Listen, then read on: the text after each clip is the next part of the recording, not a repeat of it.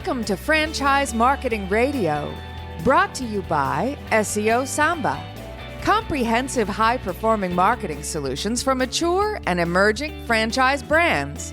To supercharge your franchise marketing, go to SeoSamba.com. That's SeoSamba.com.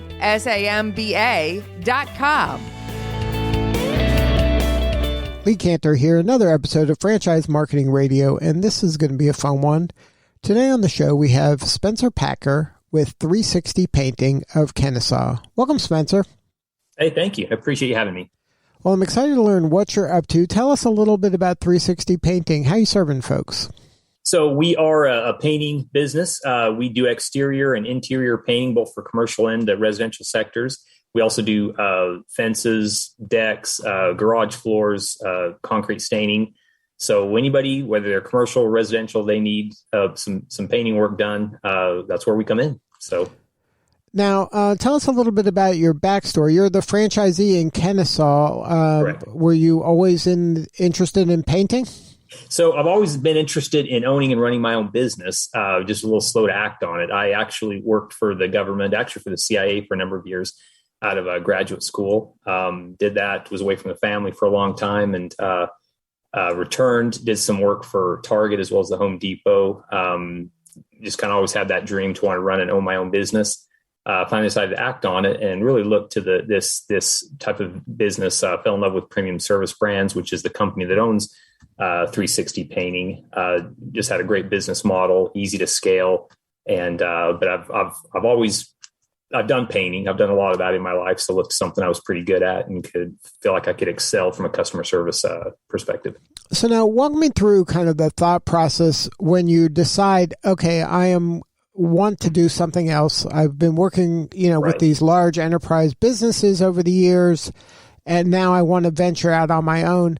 Did you ever consider, hey, why don't I open up my own, shingle? I'm Spencer the consultant. I can, figure out something to sell somebody. Did you ever want to do something like that? I did. I looked at a number of different franchises. I looked at doing stuff on my own, but it really, since I'd never ventured out into the entrepreneurial world, I felt like it was, probably the smarter thing to do to look at established companies with good reputations that I could follow a proven system. I felt like that was probably more kind of what I would be good at, what was suitable for me at the time. And so I did a lot of investigating, looked at a number of different franchises, looked at a number of different businesses, even those I could run myself. But just so far really happy with 360 Painting and Premium Service Brands and the support that they provide, and just a proven business model. I could go in and provide outstanding customer service and build on that brand awareness and that reputation that they've built for a number of years. Now, how did you kind of narrow it down to them? Like you said, there's lots and lots of choices when it comes to choosing which. Once you decide to, go down the path of franchise, it's not like there's only 3 to pick from. Like there's thousands. That's right. And there were a number of good ones. I felt like with this one, it was one where I could get into, there weren't a lot of barriers to entry. I felt like I could go in with a professional appearance, a professional presentation, and make an immediate difference, since it's an industry that's not really heavily regulated or dominated at this point by just a few different companies. There are a lot of painters out there, some good, some not so good. And so I felt like this was one where I could really make an immediate impact, an immediate difference, and really start to scale it quite quickly. That's really what did it for me. There were a number of other viable, good options for me as well. But I really felt like, having just done a ton of painting in my life, where I could really assess the quality and as well as the type of customer service, and be able to feel like I could beat my competition in that respect. That's kind of what really did it for me in terms of helping me make my decision to go with 360 Painting. Now, did you always go in with the mindset of, okay, I'm here to build an empire. I'm not just here to build one painting, location here in Kennesaw? Right. Correct. Yeah, I've always had that mindset that I want to scale and like you said, build an empire and quickly get to $1 million business and keep going from there and purchase other territories, purchase other businesses. So this is sort of my first foray into it. It's been going really well so far, and excited to like I said, build an empire. So now, when you kind of first said, okay, now I've narrowed it down to franchising. Now I've narrowed it down to the 360 painting. So now I'm really considering doing this. Was it the only kind of choice left, or did you have a couple you were considering and then eventually just obviously went with 360? Yeah, no, there were a number I was considering. I kept narrowing it down little by little. I was working with a franchise consultant really for several months, at least I think 4 months by the time I finally, probably 3 months, 3.5 months or so. And then I whittled it down to just 360. But there were, it was a 10 at first, and then it was 5, and then it was really between 3 and really 360. I did the discovery days at each of those. I really dove in, and it really made the most sense for me to do 360 from a number of different perspectives.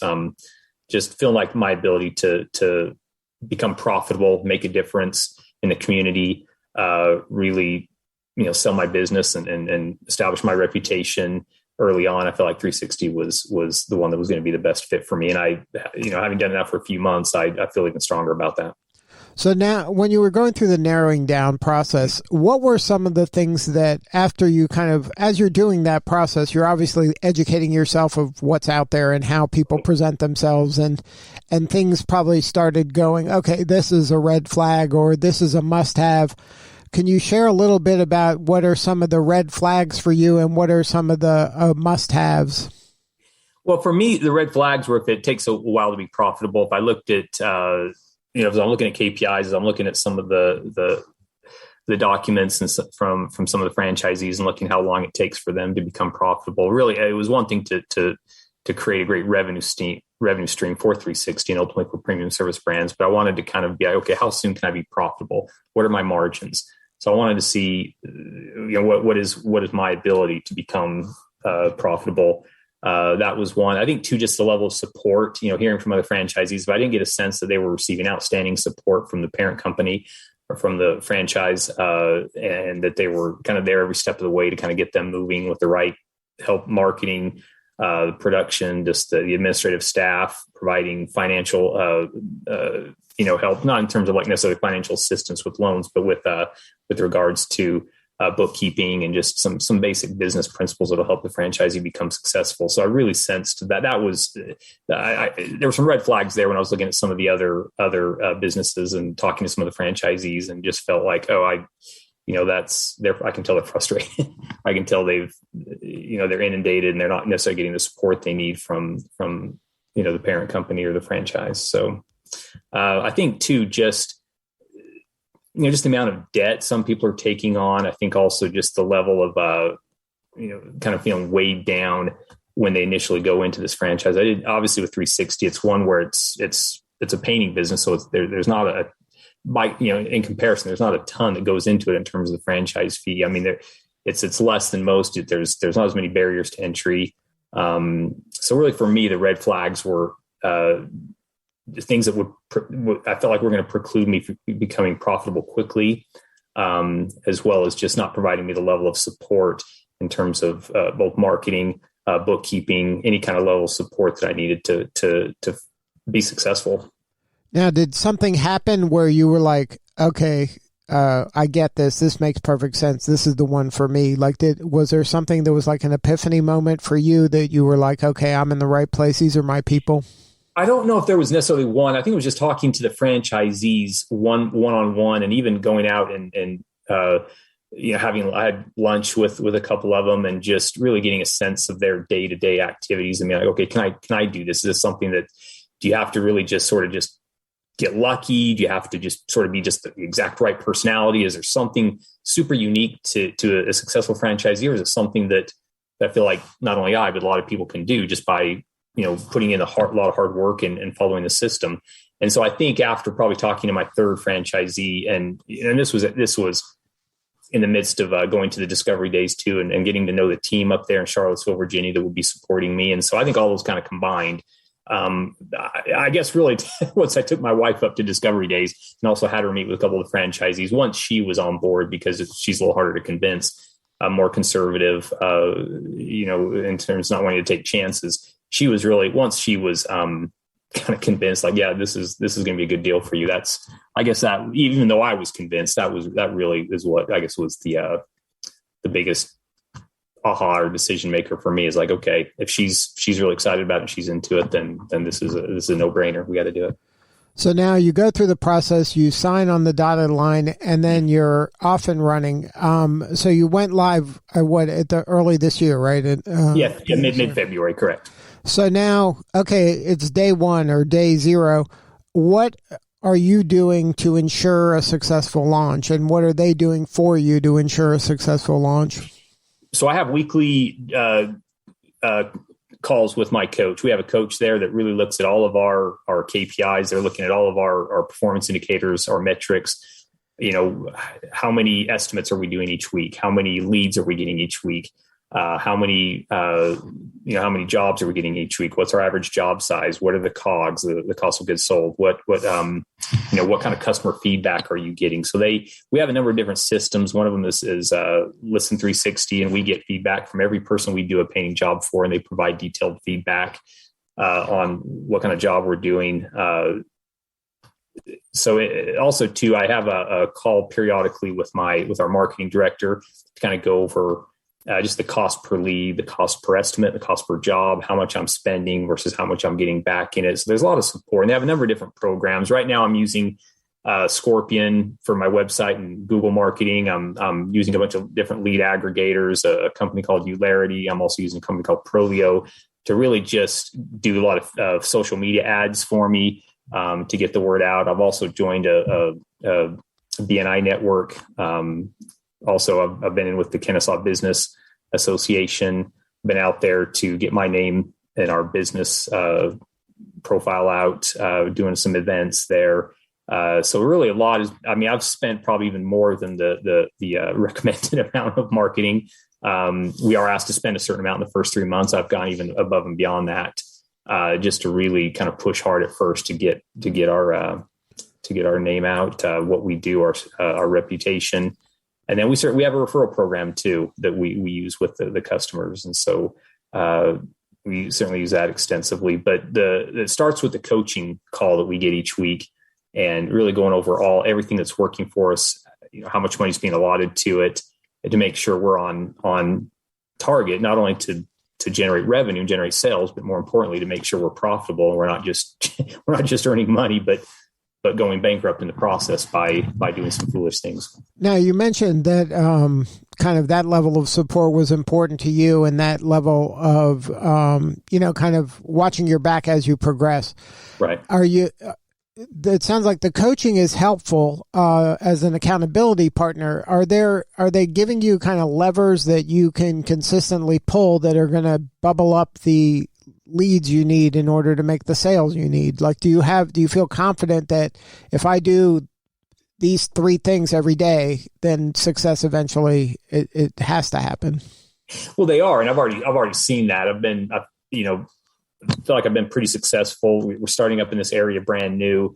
We've done quite well. Obviously, we want to keep pushing, but as far as the levers go, yes, that's one thing we talk about extensively during our coaching calls. Just putting a certain amount of money into, at least initially, certain lead aggregators, and then we always kind of monitor which lead aggregators are working, because not all lead aggregators work the same in each area. As I talked to some of my 360 colleagues in Texas, I use a little bit more of one, they use a little bit more of other because they haven't had as much success with one I've had success with.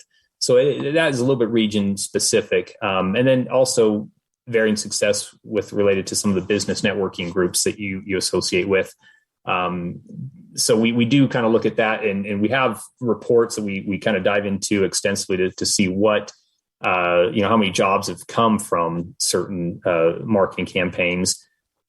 So I'm kind of looking at what's the cost per lead and what is the cost per estimate, and then is that making sense to keep using? And so I've found in just the first few months that I've done this, I don't even know if I've quite been, I guess I've just barely passed my 3-month mark. When I have, even already, now I get that I'm going to see much more of this going forward. But when I have done certain things and put more money into certain programs, that I'm seeing more jobs come from it. I think I'll see more results from like a direct mail campaign. I haven't seen the results from that specifically yet, but I'm starting to put more money into that. And I'm already getting a lot of leads and a lot of estimates from that, but I don't know. It'll be interesting to see, what the average job size from those, from that campaign, from the direct mail, what that results in, and we'll kind of have to see. But so far, as I've done certain things with Google, as well as with some of my social media campaigns, as well as the lead aggregators, I've already seen, okay, I pull this lever, this is what I'm getting from it. And so it's been kind of fun to be able to test out certain things and see what works and what doesn't.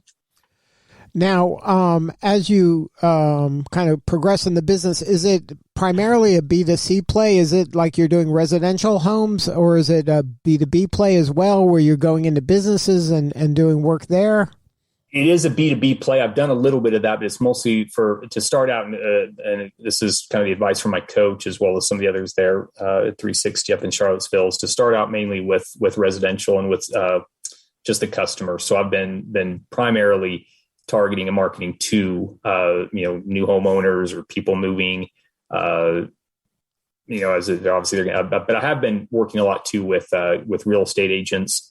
Some interior designers, some people that are more in other home services and construction people, just to get more, get my foot in the door. And that's work. We've received a few jobs from some real estate agents. And so I'm going to start pushing that more and more as I get a little more seasoned and a little better at this, but it's been kind of fun to tap into the commercial market just a little bit.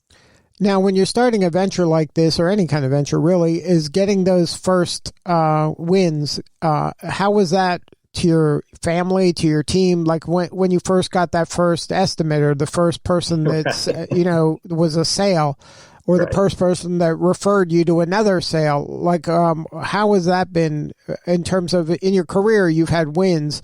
Right. How has that feeling differed from maybe some of the previous things you've experienced? So much more. I've just enjoyed it so much more. I mean, there were so many things I did in my previous work experience. It was nice to receive some accolades or some recognition based on, getting a cost out for your company or certain things that were certainly satisfying. But when you're building this on your own, and you actually see the profits and you see the checks come in, you see that, I'm building up my business bank account. It was just so satisfying. I told my dad the other day, I'm like, I just kind of, left my other job, but I don't know how I can ever go back to doing something like this. This is so much more enjoyable and so much more kind of thrilling when you're able to make the sale. It really, what does it for me is when you really create that customer satisfaction. They really feel like, wow, you said you have integrity. You said you did what you said you were going to do. You were really professional, and you get that referral, that recommendation to others, and they're really satisfied with your performance. I think that's the biggest intrinsic reward or intrinsic value for me as a business owner, is just to know that, hey, we're on the right track. We're doing the right thing, and this is. We can go places with this now. We've got the team in place. We've got the crews. We've got the painters. We're living up to the 360 values, 360 painting values, and everybody always needs something painted. There's always painting that needs to be done. So we really want them to kind of look to us and know that if they go with us, they're going to be satisfied, and we're going to make sure we're not going to stop until they are satisfied with the work we do. And it's that feeling of, this is something I created. Right. This wasn't here before, and now it is. And now these people are happy customers, and they benefited from my efforts. And you're not a cog in the machine. You're the machine. Exactly right. And I think I meant to say this before, but now it's kind of limitless. We can keep going. Whereas, when I was at my former job, it was sort of just, hey, good job, pat on the back, or here's a, sort of minor monetary reward, but there was nothing really. I was like I said, I was in some big organizations, so it was really kind of hard to move up, upward as fast as you wanted to. So here it's nice because it's limitless. Now we can keep building this, and the extrinsic, the money is going to keep growing, as well as the business, the sense of being involved in the community and getting our word out, and it's just limitless, and that's kind of what I like, is there's just so much potential.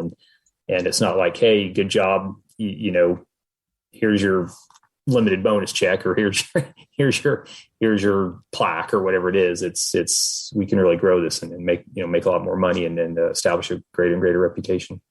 Now, what about from the hiring standpoint? It's a tough hiring market now. Is that a challenge for you? It is. Yes, it is. And so that's been where I have, I'm going to keep pushing, because as I keep recruiting crews and recruiting people, I want to make sure the quality is always top notch. And there have been times where I've had to kind of move on from different crews because the quality wasn't exactly where I needed it to be. And so I'm growing fast enough now where I'm going to be needing some production managers. So I'm actually in the process of interviewing some people, as well as some administrative people. And I'm already, I'm very much understanding. I mean, I understood before trying to find the right crews, the right painters to actually go in and do the jobs, but I'm finding out now how hard it is to get some quality production managers. I've got a few who I'm looking at that I think, I want to keep progressing with, but it is tight out there. That's certainly the biggest challenge for me right now. And I've noticed, and I knew it would be. I mean, I remember going into this, my wife and I talked about it and said, yeah, this is where we're going to really have to be smart and to work hard and to persist, because there's great workers out there. There are people who are going to really make a lot of, be a great asset to my business. That's just up to me to make sure I do the due diligence and the work to find these people. And so I've been doing that for the last few weeks and really narrowed it down. But I could already sense that some of the people I was interviewing, and, I was a little uncertain with the reliability issues, as well as just how committed they would be to our business. Yeah, it's going full circle, right? When you were going to those other potential franchisees at the beginning, you were vetting them, and exactly right. And now it's here we go again. It's a never-ending process. That activity is forever. Right. That's right.